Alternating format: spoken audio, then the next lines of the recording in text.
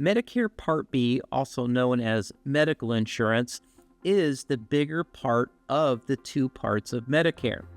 Now, Medicare Part B covers your doctors, specialists, labs, tests, x-rays, things like ultrasounds, stress tests, any medical equipment, wheelchairs, oxygen, diabetic supplies. It covers preventative care and all kinds of different outpatient services that aren't labs, tests, and x-rays, like maybe CAT scans, MRIs, and even radiation therapy. So again, Medicare Part B is the bigger part of Medicare. It is your medical program. And in 2026, Medicare Part B went up a little bit. It's $202.90, and that is for most people, because higher income earners will pay a little bit more, and we'll get into that in a minute. Now, once you're enrolled in Medicare Part B, you have to pay the first $283 of medical bills before Medicare begins to pay on your behalf.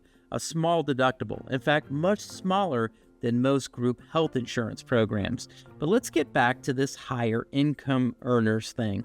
So if you filed taxes from 2 years ago and Medicare thinks in your eyes you're a high income earner, they're going to hit you with a little bit more premium.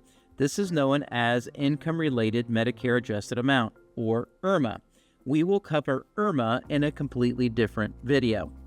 Now, once you pay the Medicare Part B deductible, Medicare will then pay 80% of things that happen to you. Medicare is an 80-20 plan. Medicare pays 80% and you pay the other 20%. But here's something really important. That 20% that you're going to pay of the Medicare approved amount is limitless, meaning Medicare does not have what's called a maximum out-of-pocket. So if you have a really bad year medically speaking under Medicare, those 20% are infinite, meaning your 20% could be $50 or it could be $1 million. Medicare's never going to stop you paying those 20%. That's why it's important that you supplement your Medicare coverage with a Medicare supplement or maybe even a Medicare Advantage plan.